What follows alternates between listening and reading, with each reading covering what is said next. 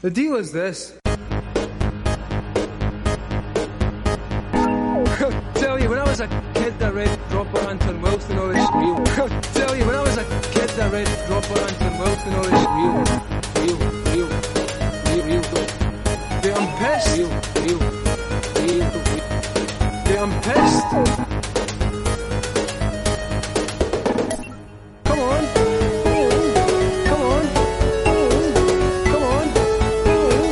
What?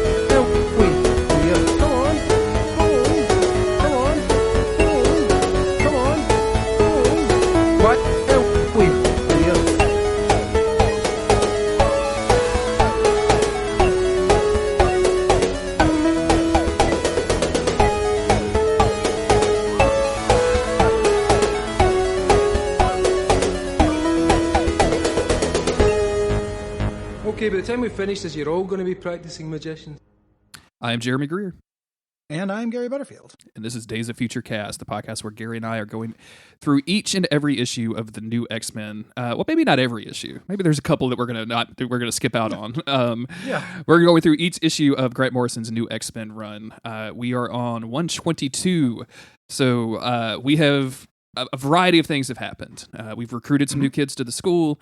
Jean Grey has defended off of attack from the U-Men. John Sublime is dead, presumably his whole U-Men initiative with him. And we have discovered that Casandra Nova trapped Xavier in her old decaying body because Jean Grey and Emma Frost went into his body to find out. And now it's time for space stuff.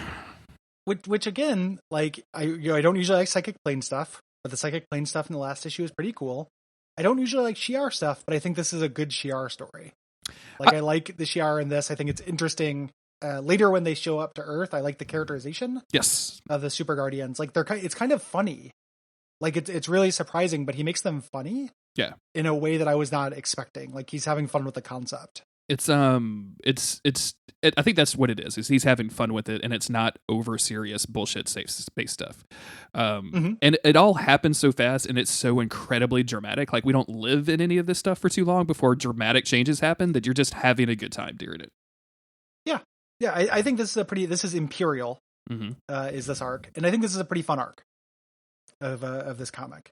It's not perfect. The art goes all over the place. Like we're Frank Quitely for a little while, we're Ethan Van Sciver, we're Cordy in the Cordy hole. This has the worst Wolverine single frame that I think exists. Oh, I don't remember that. I'll be interested to get back to it. Yeah, a couple issues down the road. But in general, I think this is a pretty fun arc, and I think that like the thing with Grant Morrison is he's not respecting necessarily the rich history of the Shi'ar. He has the notes of what the Shi'ar are and decided to make them seem cool, as opposed to because the Shi'ar are fucking snooze, like Deathbird and all their family politics and stuff. I think the Shi'ar kind of suck. I think he does a really good job by just like giving them this kind of weird, slightly alien dialogue. These like religious kind of totemic phrases and things that mean something to them. You can just kind of tell that it's important to them without ever actually getting in the weeds about it. Yeah. It's not overly expositional, which I think is really good. The cover is Lalandra, who we've seen before, kind of kneeling down, sitting down with this giant like staff thing, and just looking like a pissed off empress should look. Like she's always looked pretty cool to me. I've always liked the way that Lalandra looked, if not spoke.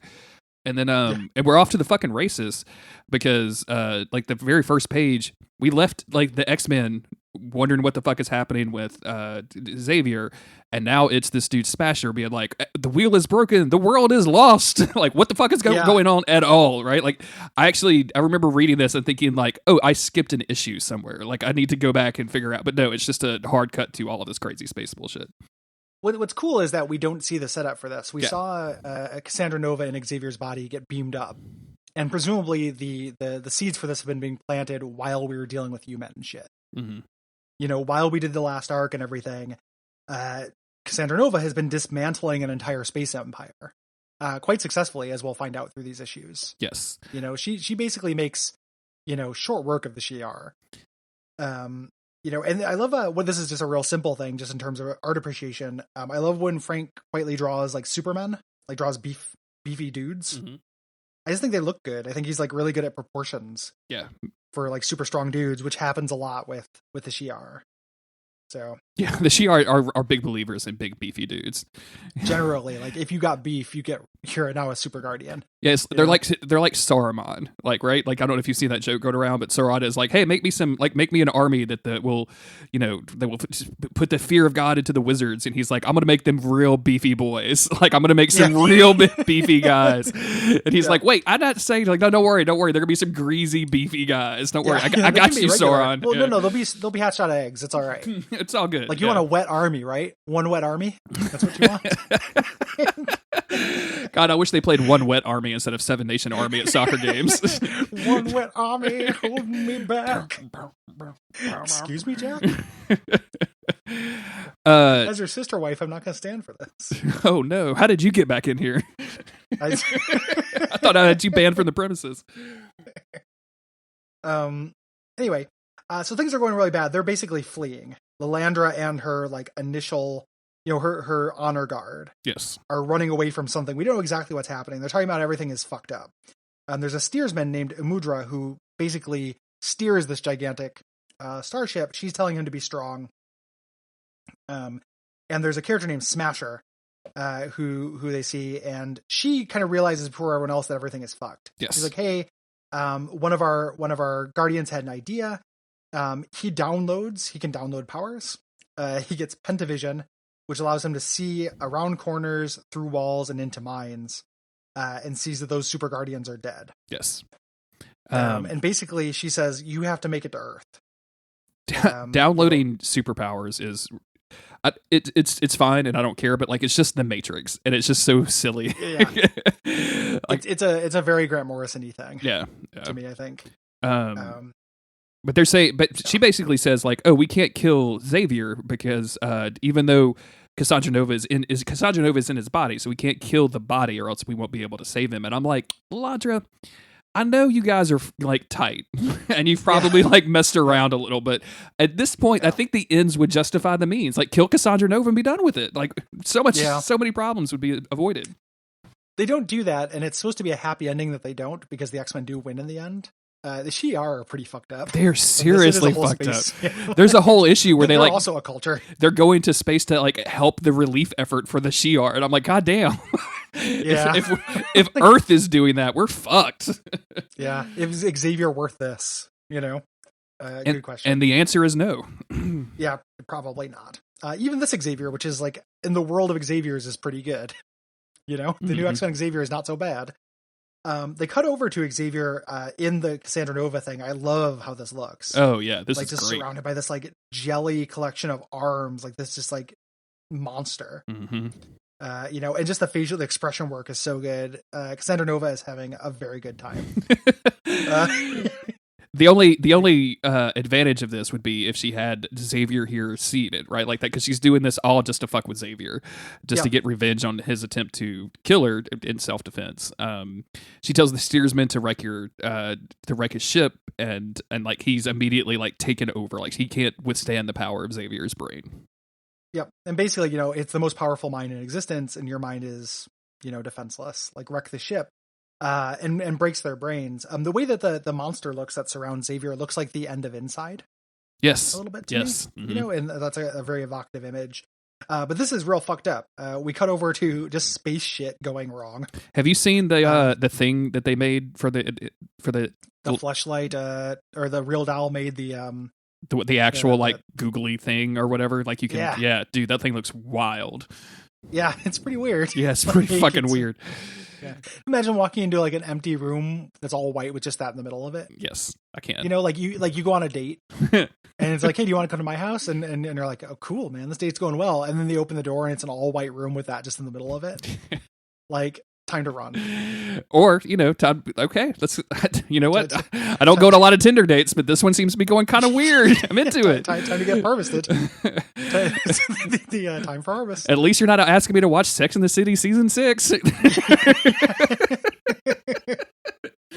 Let's get into this. What's the weird flesh thing for? Do I put it in me or do you put it in you? Where does this go? Which of us does this go into? Yeah. Is it worth seeing that in the middle of the floor or seeing a single copy of Atlas Shrugged? Oh, Jesus. Definitely Atlas Shrugged. Atlas Shrugged has, like, I am pretty aware of what's going to be happening after I see Atlas Shrugged. Like, seeing the weird jelly flesh thing, I'm going to be like, well, At I least don't know. It's a fun mystery. Yeah, I don't know. It's going to be a fun 20 minutes talking about it, though. The thing that I'm going to think is this is going to do great on Abject Suffering next week.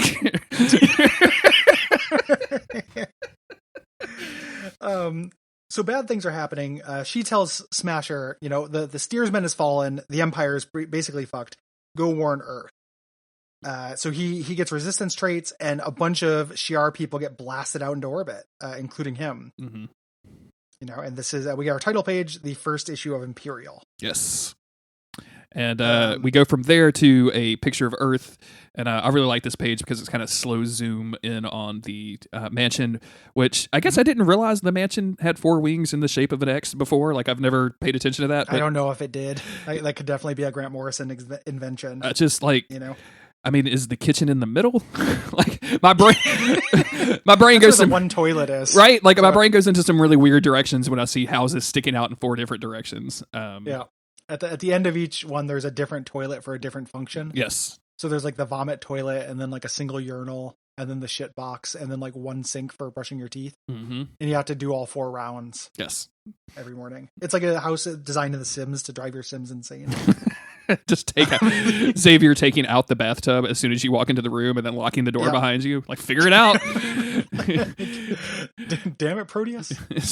What is Danger Room off in Simish? How do you say that? Dabu.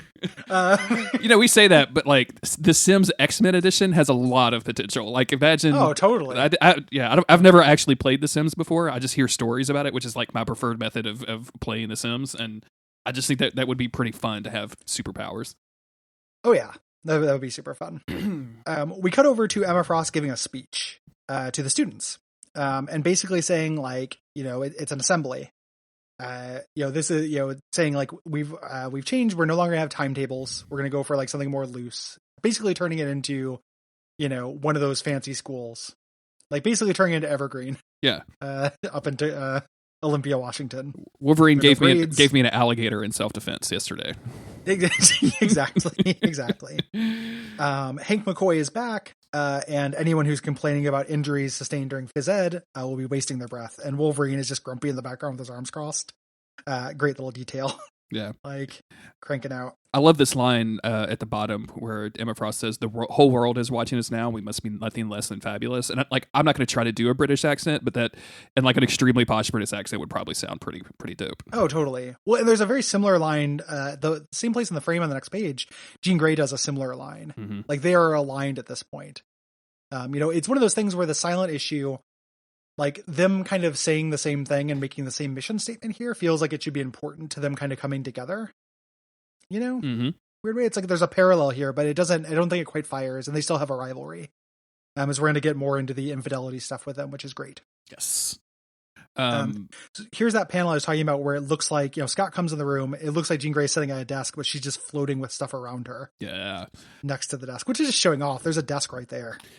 It is just like, maybe it's more comfortable. Like, I don't know. Like, if you have to hold yourself up, can you just make it as soft on your ass as possible? Like, can you just never sit into an uncomfortable chair again? You know what I'm saying? Like, maybe it's just better than Professor Xavier's, horrible chair. So yeah, it's like his shitty gamer chair. Exactly. Like a sensory deprivation tank. So Scott's basically coming in to like, should we be worried about this? Like, and she's oblivious. Like, why would you be worried about me? It's like, well, it's not the telekinesis. Like, Logan said that you manifested a Phoenix Raptor, and when you get out of control of your thoughts and emotions, bad things happen. And she's basically like, yeah, but I'm totally in control. This is different. And there's a line, again, very similar. Like, Charles is right. We can't afford to be ashamed anymore. We can't strap down our wings or hide our strange eyes and our brilliant minds. Love that. Very cool. Yeah. Super good. And Scott's argument is like, hey, I realize that, but I have no illusions of this, but you are kind of scaring me. And also, he's the fucking Phoenix. Yeah, and remember? And also, they're not like us. Like, we were fundamentally different. So yeah, and he's basically saying, like, you want to discount me because I'm Scott. I'm being a stick in the mud, and you want to discount what I'm saying, but this is not me being a stick in the mud. I have a point. Listen to me. Mm-hmm. And she basically just, brushes them off. Like, it's not going to be like that. There's a whole new way of thinking. We can't hide anything anymore, and we can't worry if our glowing eyes frighten the Republicans. Like, it's not a thing this is a new world. Yeah.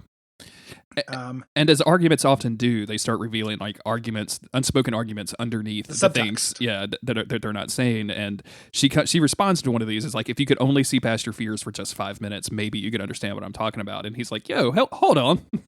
Yeah. Wait a minute. She's being unfair here. Like, she's like, you'd realize Professor X is dying. And it's like, that's not fair. Of course, out of everyone in the world, Scott Summers cares if Professor X is dying, but they're just having a couple fight, it happens. And we cut over to Hank McCoy outside of Xavier's, healing eye. Healing he lives in now. Healing egg dome situation. Yeah, the health dome. And kind of talking, he feels better now. He's talking about his recovery and basically doing an exposition dump. Yes. Here for a while. And it talks about what actually happened to him, to the X-Men for the first time, because they weren't fully caught up on that. Yep.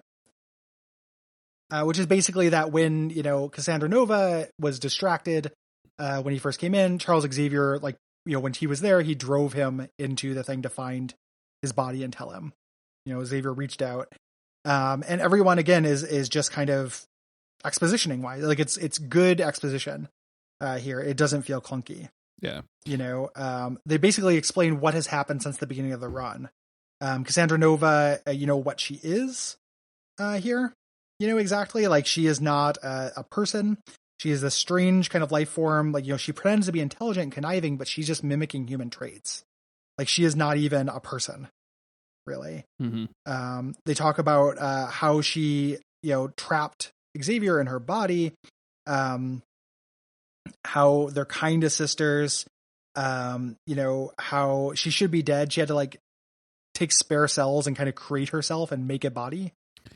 She's this very alien thing. She kind of talked about she was the next wave of human evolution. And again, we talked about this at the beginning of the show. It's kind of fake. Like, she's just this sadistic, like, she is a single issue voter. Yes. She's sadistic. She hates Charles Xavier. Jean Grey talks about, to her, like, the only thing that really exists in the world are her and Charles. Exactly. Yeah. So no matter, all of this side stuff is just side stuff. Like, her main goal is to hurt Charles. And very specifically, like, hide him in her, like, decaying body, which we saw very early on, her give herself all kinds of weird memory diseases, like literally destroying her body from the inside out to hurt him. Yep. And he Beast points it out, specifically, like, so far, like, just so far, I've noticed, this Alzheimer's and Creutzfeldt-Jakob disease, which is Lou Gehrig's disease, I believe. He has about a week to live, and 4 days before that, he'll be a vegetable. And they're basically saying, like, she had this all planned from the start. She's softening us up for another attack. The X-Men are not idiots. And I love Emma's reaction to all of this, which is just, this is outrageous. I never. Like, I picture, like, me buying this issue as it was coming out and reading all of this and going, like, this is absolutely outrageous. I agree, Emma Frost. Yeah. What is up with all this nonsense? Space empires? Ridiculous. We cut over, they're talking about how Xavier talked to Jean Grey and said, invite the press. Like, he wants her to make a statement. It's kind of his final thing. He thinks he might die, so he's trying to get it all out. We'll get into that soon. We cut over where Scott has taken the X-Wing to go grab Zorn. Yes. So it's a whole page. It's just kind of like a very beautifully shot little page of him going and grabbing Zorn. Because Zorn is a healer. Yep. I love, again, everyone contributing in this. Logan, Wolverine is not like a killbot. There's a part where he's like, Jeannie, Nova knows this is to hurt us. As well as me, she's going to be here when he dies, right? Like, he understands people. He's not a scientist or anything like everyone, but he's still contributing. And she's just like, yeah, I know. Like, we're going to get invaded from space. This sucks. We just have to be ready. We don't know when it's going to happen. We're getting invaded from space. This sucks. Exactly. The story of Jeremy reading every X-Men space issue before this. Well, it's never an invasion. Invasion's way cooler than the X-Men just going and like hanging out in hallways. Yeah, you're true. Yeah, you're right. You're right. It's like basically like most of my memories of the Phoenix Saga are them like talking in hallways. True. I know they do more than that, but there is a lot of that. We also get this moment between Jean and Hank when Hank kind of lashes out and is like, "No, I don't really want to eat with you guys. I want to work on this problem, and I need you guys to get the fuck away because I can't hear myself think." And when she asks him about it, he's like, he kind of opens up a little bit and is like, "Yeah, she devolved me into a worm. She said I was devolving into a worm. Like she kind of fucked with my head enough to, yep." You know, it really made him scared of her. Like, and even though Jean tries to reassure him, like, "Oh no, you look magnificent. This is the way you look is an improvement." He can't quite believe it. Yeah. Again, I love the sense of humor in this. Like, he's like, "I used to be able to play the guitar," and she's like, "Well, now you can learn to play the drums." Like, you know, these are friends who make jokes to each other. Mm-hmm. It doesn't work, but like, you know, I can see somebody saying that to cheer somebody up. Oh, absolutely. And you know, and basically she just says, "Hey, we're all scared of her," but she has no concept of cooperation. That's how we're going to beat her. You know, like we are friends, and she is the only thing in the world that's like that, and that's a huge weakness. It's not a strength like she sees it as. We didn't comment on this, but most of the time when you see Jean Grey, like she's got the full like hair flowing everywhere in every direction kind of thing, and Quietly's drawn her like with her hair pulled down into two ponytails on each side of her face, and it's just a really like a very serious and like school teacher kind of look while still being very, very cool. And I just kind of appreciate like she's not like wild redheaded, you know, dream woman constantly. Like, so yeah, she didn't spend a half hour in the bathroom today. Yeah. She probably hasn't showered in a day or two because things have been busy. Mm-hmm. You know, so like, yeah, that's okay. Everyone just has put on some patchouli and some Axe to avoid showering. Who's who? Patchouli is Hank, Axe is Wolverine, are you thinking right there? Yeah, probably. Wolverine probably wears nothing. Yeah, well, yeah. You know? Wolverine can definitely smell himself though, right? Like that's a mutant ability. Yeah. Scott wears Arm & Hammer unscented. You know? And Jean Grey uses one of those weird, like, powdery girl deodorants I don't understand. Sure, yeah. I don't understand how it stays. I don't understand how it works. I don't know. I don't want to know anything about it. Sometimes it's a ball. Sometimes it's a powder. I don't know. It's a very gendered thing, and it makes me have weird feelings about my mom every time I look at it. Why does it smell like moms? I'm in a Kmart with moms. Cyclops has landed in China where Zorn is, and the local Buddhist monk says like, "Oh, I saw this bird die, but then it was healed by his hands." And you know, Zorn says like, "Hey, Scott, it's good to see you again." And he's like, "Hey, I'm not here with good news. We need your actual help. We need you to come with us." Yep. So just one little page of getting Zorn into the picture. The issue ends with Smasher crashing into a field, giving this monologue about, you know, being an emissary of the Shi'ar, warning Earth, you know, the Casandra Nova is coming, but he landed and just happened to land in a field, and he's surrounded by cows, who respond with moo. Bummer for him. That sucks. Bummer for Earth. It's also one of those things where it's like, yeah, I'm going to go to Earth. Yeah. You know, it's like when people talk about like, oh, I don't know, like I've been to Africa. It's like, that's a fucking continent, dude. There's a lot going on there. Oh, like I love African culture. Yeah, which one? Like, it's a continent. Yes. You know. So, same basic thing, but with space. And that's it for issue 122. So thank you everybody for listening. If you want to support the show, patreon.com/DuckFeed.tv is the place to do it. A couple of bucks a month goes a long way to supporting us doing these shows. Gary and Cole literally living and paying their bills, putting food on their table, and also just supporting the network in general.